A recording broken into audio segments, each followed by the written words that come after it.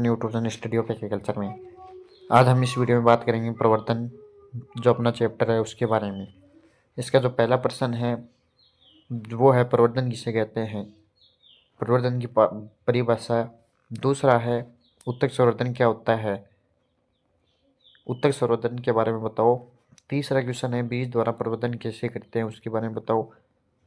चौथा जो अपना क्वेश्चन है वो है बीज द्वारा प्रवर्धन से होने वाली हानि बताओ। अगर हम किसी पौधे का बीज द्वारा प्रवर्धन करते हैं तो उससे कौन कौन सी हानियाँ होती हैं उनके बारे में बताओ। लेगिंग प्रवर्धन के बारे में बताओ कि लेगिंग प्रवर्धन क्या होता है। जो सिक्स क्वेश्चन है वो है अलेगिंग प्रवर्धन के बारे में बताओ कि अलेगिंग प्रवर्धन क्या होता है।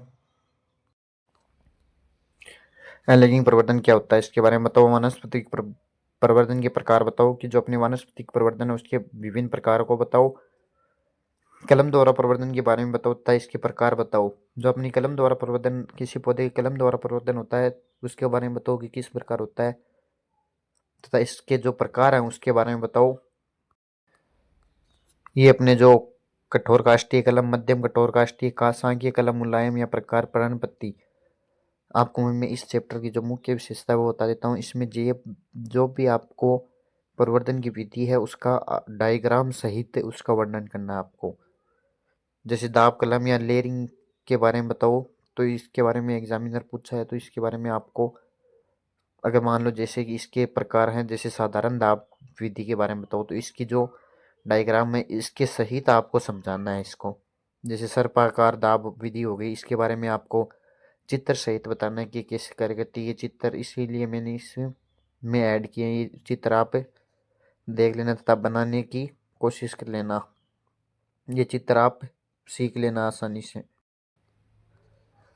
आगे 10वां जो प्रश्न है वो है वीनियर ग्राफ्टिंग विधि के बारे में बताओ। आपको पता है कि वीनियर ग्राफ्टिंग विधि आम में परिवर्तन करने की सबसे मुख्य विधि, इसके बारे में बताओ। तो आप ये भी बहुत याद कर लेना क्योंकि ये आपको एक तो इसी चैप्टर में पूछी जाएगी तथा एक अपने जो फल उत्पादन आगे जो चैप्टर है उसमें भी आम में यह विधि पूछी जा सकती है। 11वां जो क्वेश्चन है अटैच ग्राफ्टिंग विधि क्या होती है।